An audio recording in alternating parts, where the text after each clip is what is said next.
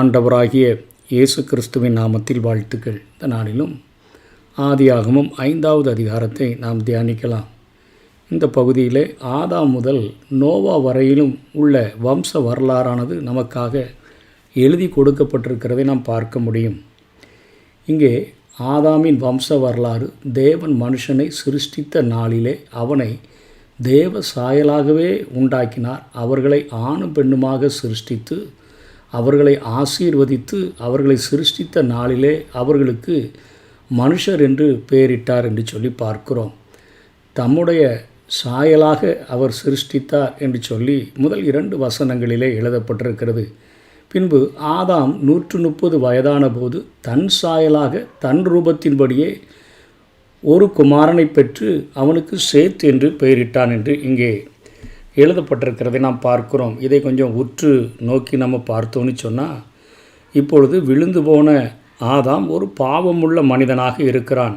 அவனுடைய இயல்புகள் அவன் வம்சத்தினருக்கு வரக்கூடியதாக இருக்கிறது என்பதை உணர்த்துவிக்கும் வண்ணமாகத்தான் இங்கே தன்னுடைய சாயலாக தன்னுடைய ரூபத்தின்படியே என்று எழுதப்பட்டிருக்கிறதை நாம் பார்க்கிறோம்.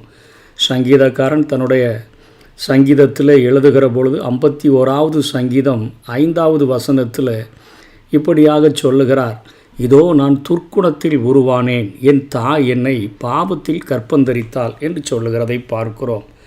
அப்போன்னா ஆதாம் விழுந்து போன ஒரு பாவமுள்ள மனிதனாக மாற்றப்பட்டபடினால அவனுடைய இயல்புகள் அவனுடைய வம்சத்தினருக்கு வந்தது என்பதை காட்டும் வண்ணமாக இந்த 3ஆம் வசனத்தில் ஆவியானவர் தன் சாயலாக தன் ரூபத்தின்படியே ஒரு குமாரனை பெற்று அவனுக்கு சேத் என்று பெயரிட்டான் என்று சொல்லி பார்க்கிறோம். இதை பவுலும் ஆமோதிக்கும் வண்ணமாக ரோமர் 3வது அதிகாரம் 23வது வசனத்தில் எல்லா மனுஷரும் பாவம் செய்து தேவ மகிமை அற்றவர்களாகி என்று எழுதுகிறதை பார்க்கிறோம்.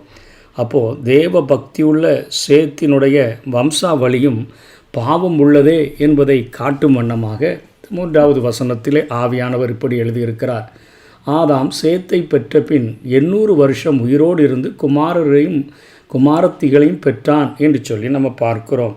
அதாவது அந்த நாட்களிலே அதிகமான நாட்கள் வாழக்கூடியவங்களாக இருந்தாங்க. ஆதாமுடைய வயது 930 வருஷம் அவன் உயிரோடு இருந்தான்னு சொல்லி பார்க்கிறோம். ஆனால் ஆபிரகாமுக்கு பின்பாகலாம் பார்க்கும் பொழுது 200க்கும் குறைவாகத்தான் ஒவ்வொருவருடைய ஆயுசு நாட்களும் இருந்தது. ஏன்னு சொன்னால் மனிதர்கள் அந்த காலத்தில் அதிக நாட்கள் வாழ காரணம் என்ன? பாவம் அப்போது தான் மக்களின் சரீரத்தையும் சுற்றுப்புற சூழ்நிலைகளையும் கெடுக்க ஆரம்பித்திருந்தது. ஆபிரகாமின் காலத்தில் மனுஷனுடைய ஆயுசு 200 வருஷங்களுக்கும் குறைவாக மாறிவிட்டது என்று சொன்னால் பாவத்தின் நிமித்தமாக சரீரமும் சுற்றுப்புற சூழ்நிலைகளும் அதிகமாக பாதிக்கப்பட்டு விட்டதை நாம் இங்கே பார்க்க முடிகிறது. அதே போல் இங்கே தேவ பக்தியுள்ள சேத்து முதல் பெருவல்லம் வரை காணப்பட்ட, அதாவது சொல்லக்கூடிய அளவிற்கு இருந்த மனிதர்களுடைய அந்த வம்ச பட்டியல் கொடுக்கப்பட்டிருக்கிறது. இந்த பட்டியலில் இவ்வளோ பேர் தானா அப்படின்னு சொல்லி நம்ம சொல்லக்கூடாது. ஏனென்று சொன்னால் எபிரேய வேதாகமத்தில் பெற்றான் அல்லது தகப்பனானான் என்கிறது மூதாதையர் ஆனான் என்கிற அர்த்தத்தில் வருகிறது. அதாவது சேற்று 105 வயதான போது ஏனோசை பெற்றான் என்பது அதற்கு அது மூத்த மகன், அதற்கு பின்பு எத்தனை பேரை பெற்றான் என்கிற பட்டியலானது அங்கே கொடுக்கப்படவில்லை. ஆகவே எபிரேய மொழியிலே இப்பொழுது நம்ம பார்க்கும்போது யாக்கோபு 1வது யாத்திராகமம் 1வது அதிகாரம் 5ஆம் வசனத்தில் எகிப்துக்கு சென்ற 70 பேரும் யாக்கோபின் கற்ப பிறப்பில் வந்தவர்கள் என்று அங்கே எழுதப்பட்டிருக்கிறத நம்ம பார்க்கிறோம். அதாவது 70 பேருமே யாக்கோபின் கற்ப பிறப்பில் வரல. அவருக்கு 12 குமாரர்களும் ஒரு குமாரத்தையும் இருந்தால். இப்பொழுது இந்த எண்ணிக்கையானது அவனுடைய மகனுடைய மனைவிகளையும் அவர்களின் குழந்தையும் சேர்த்து 70 என்று எழுதப்பட்டிருக்கிறதை நம்ம பார்க்கிறோம். அதே போல் மத்தேயு 1:1 பார்க்கும்போது ஆபிரகாமின் குமாரனாகிய தாவீதின் குமாரனான இயேசு கிறிஸ்துவினுடைய வம்ச வரலாறு என்று எழுதப்பட்டிருக்கிறதை பார்க்கிறோம். ஆபிரகாமுடைய குமாரன் தாவீது அல்ல, ஆபிரகாம் தாவீதினுடைய மூதாதையர். அதே போல் இயேசு கிறிஸ்து தாவீதின் வம்சத்தில் வந்தவரே ஒழிய தாவீதினுடைய குமாரனாக அவர் இல்லை. ஆகவே தாவீதுக்கு பிறகு சுமார் 1000 வருடங்கள் கழித்து தான் கிறிஸ்து பிறந்தார். ஆகவே இந்த மூதாதையரை குறிக்கிற அந்த வம்ச வரலாறை குறித்து தான் இங்கே எழுதப்பட்டிருக்கிறது. ஆதாம் தொடங்கி நோவா வரைக்கும் உள்ள சிறப்பு பெற்ற மனிதர்களுடைய பெயரை இங்கே வரிசையாக இங்கே எழுதியிருக்கிறதை பார்க்கிறோம். ஆதாம், அங்கே சேத் என்று சொல்லப்படுகிறது. சேத்து ஏனோசு அதே போல் அவர்களுடைய வயதெல்லாம் சொல்லப்பட்டு அங்கே கேனாவை பெற்றான் அப்படின்னு சொல்லி அந்த பட்டியல்கள் தொடர்ந்து வந்து கடைசியாக அந்த நோவா வரைக்கும் வருகிறது. ஆனால் புதிய ஏற்பாட்டில் இங்கே எழுதப்பட்ட பட்டியலில் 2 பேர்கள் மாத்திரமே எடுத்து எழுதப்படுகிறார்கள்.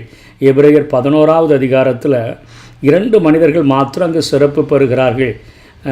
ஆபேலும் ஏனோக்கும் இவர்கள் தங்களுடைய உண்மையான விசுவாசத்தினால் தேவனை பிரியப்படுத்தினவர்கள் என்று பார்க்கிறோம். ஆபேல் விசுவாசத்தினாலே அவன் ஒரு காணிக்கையை செலுத்துகிறான். அதாவது தேவனுக்கு பிரியமான காணிக்கையை செலுத்தி அவன் நீதிமான் என்று சாட்சி பெற்றான் என்று பார்க்கிறோம். ஏனோக்கு விசுவாசத்தினாலே அவன் எடுத்துக்கொள்ளப்பட்டான், அவன் காணப்படாமற் போனான் என்று சொல்லி பார்க்கிறோம். ஆகவே இவர்கள் 2 பேர் தான் அங்கே புதிய ஏற்பாட்டில் எபிரே ஆக்கியோனால் அவர்கள் எடுத்து அங்கே எழுதப்படுகிறதை நம்ம பார்க்கிறோம். ஆகவே இங்கே கொடுக்கப்பட்டுள்ள வம்ச வரலாறு டைரக்டாக சொந்த தகப்பன் அல்ல, மூதாதையர்களை சொல்லி இந்த பட்டியலானது நமக்கு கொடுக்கப்பட்டிருக்கிறதை பார்க்கிறோம். இந்த அதிகாரத்தில் ஆதாமின் சந்ததியாரின் பட்டியல் ஜலப்பிரளயம் வரையிலும் உள்ள காலத்துக்கு தரப்பட்டுள்ளது. பொல்லாதவர்கள் நாளுக்கு நாள் பெருகி கொண்டிருக்கும் காலத்தில் உள்ள தேவ பக்தி உள்ள மக்களின் வரிசையை இந்த பட்டியல் குறிப்பிடுகிறது என்று சொல்லலாம்.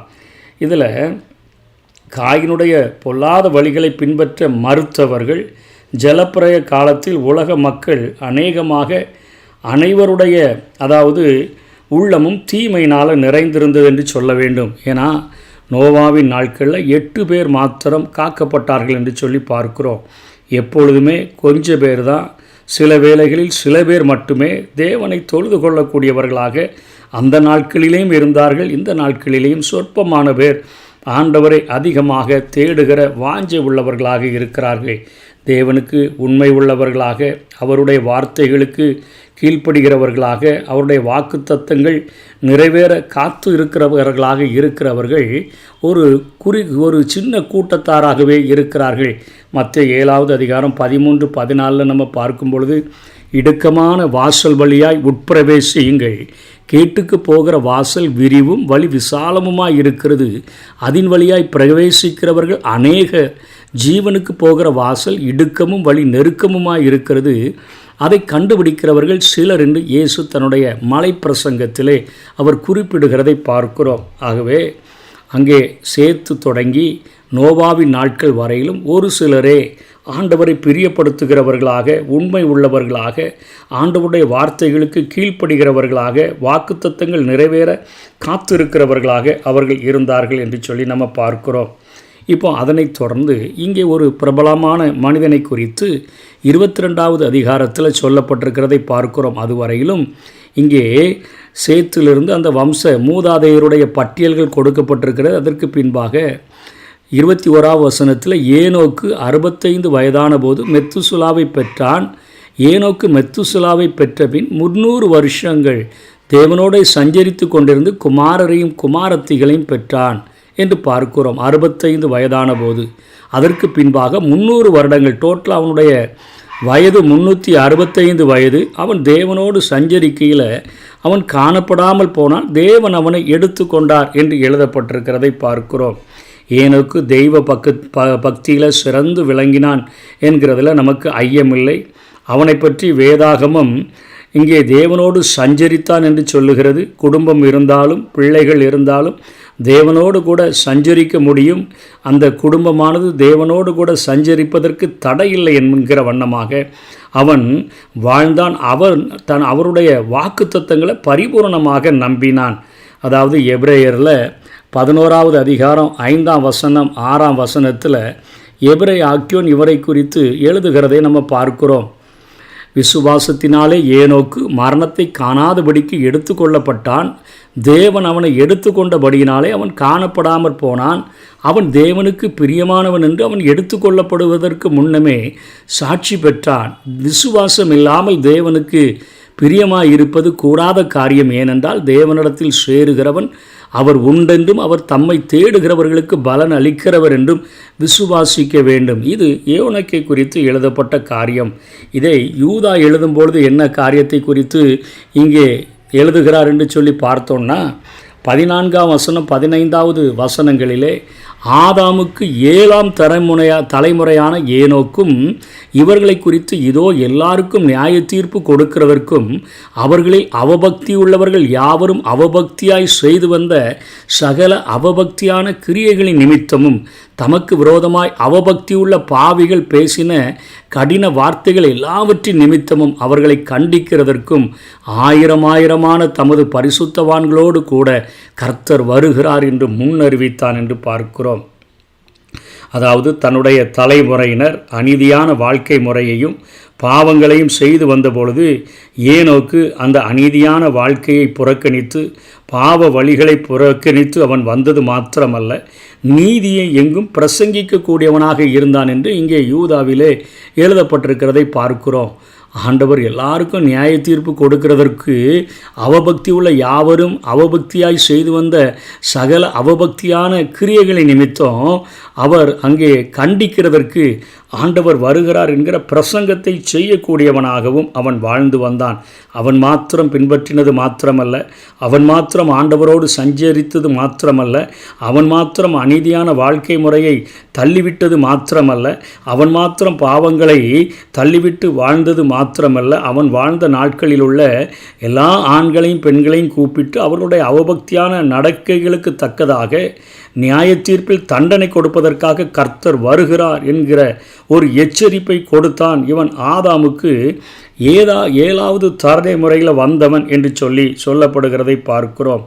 அவனுடைய வாழ்க்கையும் செய்தியும் பக்தியும் தேவனுக்கு பிரியமாக இருந்தது. ஆகையால் அவன் மரணத்தை காணாதபடிக்கு தன்னோடு இருக்கும்படி தேவன் அவனை எடுத்து கொண்டார் என்று சொல்லி பார்க்கிறோம். ஆபிரகாமினுடைய காலத்துக்கு பின்பாக நீதிமான்களுக்கு இருந்த ஆண்களுக்கும் பெண்களுக்கும் இருந்த ஒரு வாஞ்சை என்று கூட சொல்லலாம். இது ஒரு இரகசிய வருகைக்கு அடையாளமாக இது எடுத்துக்கொள்ளப்பட்ட காரியம் இருக்கிறது. ஏனோக்கு தேவனோடு கூட சஞ்சரிக்கிறான், விசுவாசத்தினாலே தேவனுக்கு பிரியமாக இருக்கிறான், அவபக்தி உள்ள வாழ்க்கையை அவன் தள்ளிவிட்டான், நீதி உள்ள ஒரு வாழ்க்கையை வாழ்கிறான். ஆகவே தேவன் அவனை தன்னோடு கூட இருக்கும்படியாக அவனை எடுத்துக்கொண்டார் என்கிற காரியத்தை பார்க்கிறோம். அதே போலத்தான் எலியாவினுடைய வாழ்க்கைகளை நம்ம பார்த்தோன்னு சொன்னால் எலியாவையும் ஆண்டவர் அப்படியாக தன்னோடு கூட இருக்கும்படியாக அவனை எடுத்துக்கொண்டதை நாம் பார்க்கிறோம். 2 ராஜாக்கள் 2வது அதிகாரம் 10ஆம் வசனம் 11வது வசனத்தில் அங்கே எலிசா கேட்குறாரு, ஐயா உங்களுடைய வரம் எனக்கு ரெட்டத்தனையாக வேணும். அப்பொழுது எலியா சொல்கிறார், நான் எடுத்துக்கொள்ளப்படும் போது நீ பார்த்தானா அது உனக்கு கிடைக்கும். எலியாவினுடைய வாஞ்சை ஆண்டவருடைய அந்த வருகைக்கு முன்பாக அவன் எடுத்துக்கொள்ளப்பட வேண்டும், மரணத்திற்கு முன்பாக எடுத்துக்கொள்ளப்பட வேண்டும் என்கிற வாஞ்சை. பவுல் அப்போஸ்தலன் அப்படிப்பட்ட ஒரு வாஞ்சையோடு கூட தான் நம்ம இருந்தார் என்பதை நம்ம 2 தெசலோனிக்கேயரில் அவர் எழுதும் பொழுது அவர் எழுதுகிறார், கர்த்தர் தாமே ஆரவாரத்தோடும் பிரதான தூதனுடைய சத்தத்தோடும் தேவ எக்காலத்தோடும் அவர் வானத்திலிருந்து இறங்கி வருவார், கிறிஸ்துவுக்குள் மரித்தவர்கள் முதலாவது எழுந்திருப்பார்கள், பின்பு உயிரோடு இருக்கும் நாமும் என்று சொல்லி அத்தனை வாஞ்சையாக 2வது ஒரு முதல் மரணமானது எனக்கு வராது, 2வது மரணத்தில் நான் தப்பித்து விட்டேன், ஏனென்று சொன்னால் நான் நரகத்துக்கு போகிறதில்லை, நித்தியமாய் அவரோடு கூட வாழ்கிறதற்காக நான் கிறிஸ்துவை அறிகிற அறிவுக்காக எல்லாவற்றையும் நஷ்டம் என்று விட்டு குப்பையாக எண்ணிக்கொண்டிருக்கிறேனே. ஆகவே அவருக்கு பிரியமானதை நான் செய்கிறபடியினால் நான் நிச்சயமாக பரலோகத்துக்கு போயிடுவேன். ஆனால் அந்த என்னுடைய சரீரம் மரிக்கிறதற்கு முன்பாகவே அவருடைய இரகசிய வருகை இருக்கும் என்று சொல்லி பவுல் தன்னுடைய நாட்களிலே எதிர்பார்த்தார். இன்றைக்கு நாம் அதிகமாக ஆண்டவருடைய இரகசிய வருகை எதிர்பார்த்து கொண்டிருக்கக்கூடிய நாட்களில் இருக்கிறோம். ஏனோக்கை போல நாம் அநீதியான வாழ்க்கை முறையை வெறுத்து பாவங்களை புறக்கணித்து நீதி உள்ள வாழ்க்கையை வாழ்ந்து அவபக்தியாய் வாழ்கிற ஒழுக்கக்கேடு நிறைந்த மக்களுக்கெல்லாம் நாம் எச்சரிப்பை வழங்கி இந்த பூமியில் வாழ்ந்தோம் என்று சொன்னால் நிச்சயமாக அவர் எந்த நிமிஷத்திலும் ஆண்டவருடைய இரகசிய வருகை இருக்கலாம், பிரதான தூதனுடைய சத்தத்தோடு கூட அவருடைய வருகை இருக்கலாம். அப்படிப்பட்ட வருகை இருக்கும் என்று சொன்னால் சாயங்காலத்திலேயோ நடுராத்திரியிலோ சேவல் கூவுகிற வேளையிலையோ மத்தியானத்திலேயோ அவருடைய வருகை இருக்கும் என்று சொன்னால் நாமும் எடுத்துக்கொள்ளப்பட்டு அவரோடு கூட நித்திய காலமாய் வாழ்கிற பாக்கியத்தை பெற முடியும். அப்படிப்பட்ட கிருபைகளை தேவன் நமக்கு தந்தருள்வாராக. ஆமேன்.